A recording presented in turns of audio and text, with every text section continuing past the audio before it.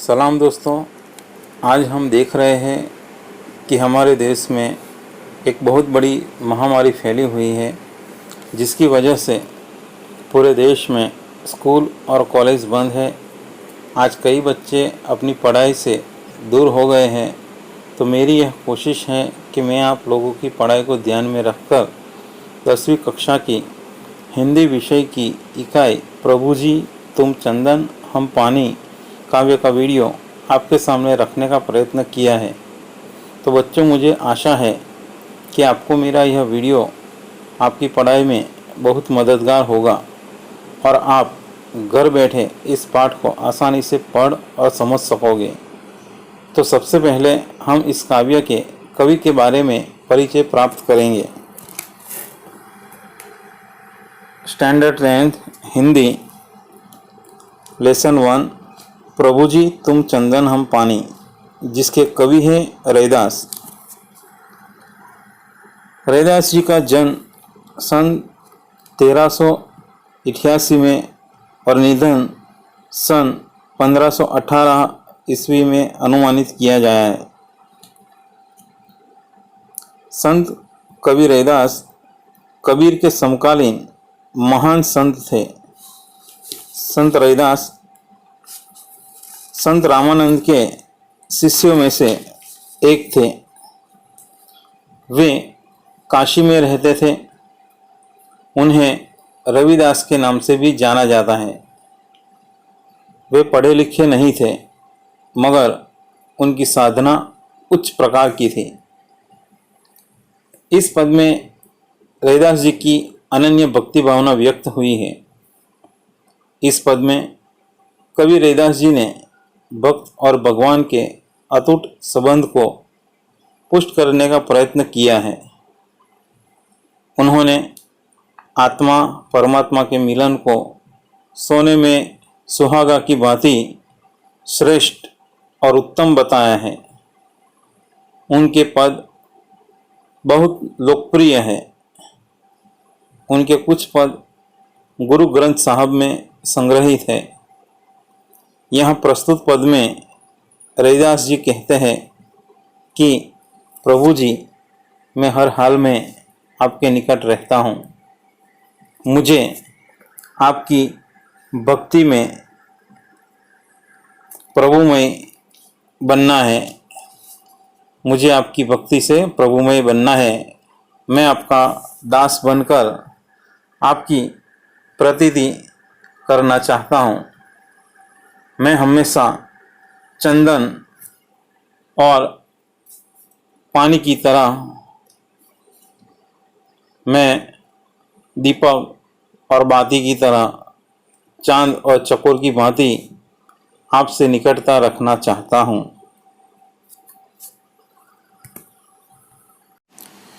तो दोस्तों, अब हम रैदास जी के पद देखेंगे, जिसे मैं आपको पढ़कर आपको समझाने का प्रयत्न करूँगा और साथ ही साथ उसमें आए हुए जो शब्द हैं उससे भी आपको अवगत कराऊँगा।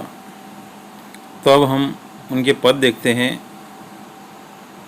प्रभु जी तुम चंदन हम पानी, जाकी अंग अंग बास समानी।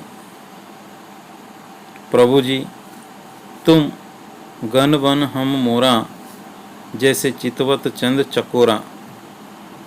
प्रभु जी तुम दीपक हम बाती, जाकी ज्योति बरई दिन राती। प्रभु जी तुम मोती हम धागा, जैसे सोनहि मिलत सुहागा। प्रभु जी तुम स्वामी हम दासा, ऐसी भक्ति करे रैदासा। बच्चों, यहाँ पर पहली लाइन में कवि रैदास जी अपने आप को प्रभु के निकट बताने का प्रयत्न किया है, जिसमें उन्होंने चंदन और पानी का उदाहरण दिया है। वो कहते हैं कि हे प्रभु, तुम चंदन हो तो मैं पानी हूँ, और मेरे अंग अंग में आपकी जो खुशबू है वो समाई हुई है। हे प्रभु जी, अगर तुम काले घने बादल हो तो मैं मोर हूँ।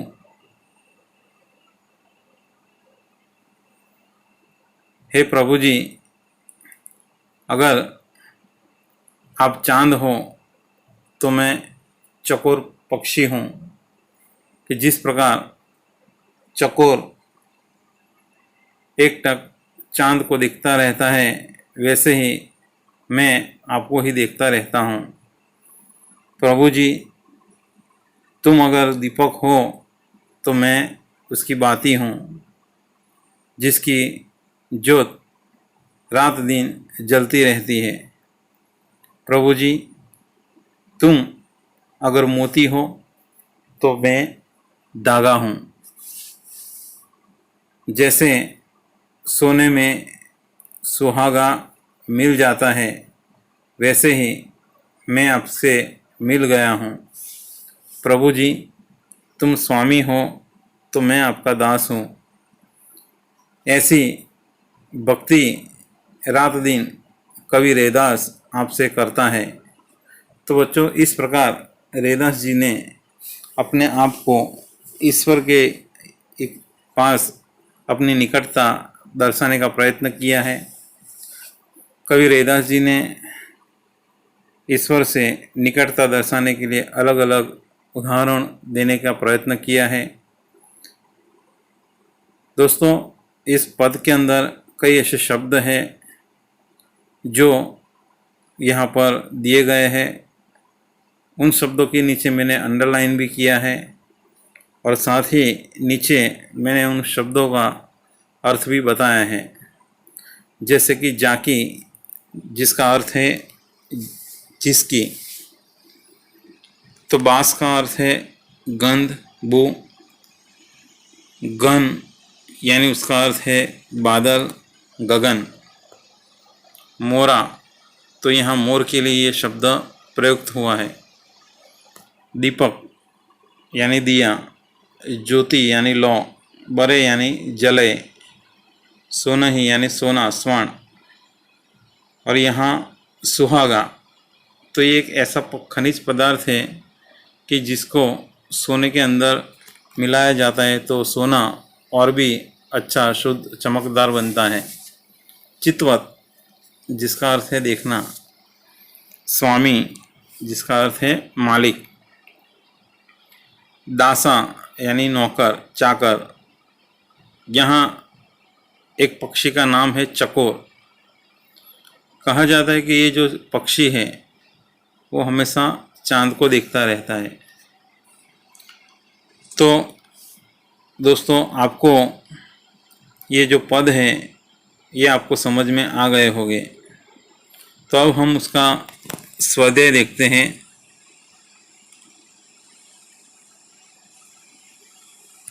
उसका पहला प्रश्न है,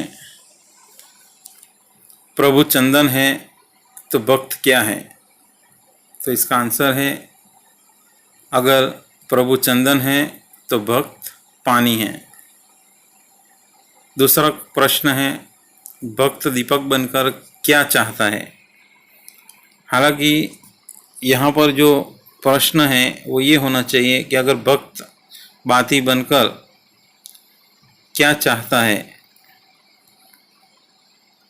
यहाँ पर इसका जो उत्तर होगा, भक्त दीपक और बाती की तरह रात दिन प्रकाश फैलाना चाहता है। तीसरा प्रश्न है, सोने का महत्व कब बढ़ता है? तो जब उसमें सुहागा मिलता है तब। अंतिम प्रश्न है कि भक्त किन किन उदाहरणों के द्वारा समझाता है कि मैं प्रभु से निकट हूँ। तो यहाँ पर भक्त कई उदाहरण देता है, जैसे कि चंदन और पानी, बादल और मोर, चांद और चकोर, दीपक और बाती, मोती और धागा, सोना और सुहागा, स्वामी और दास आदि के उदाहरण द्वारा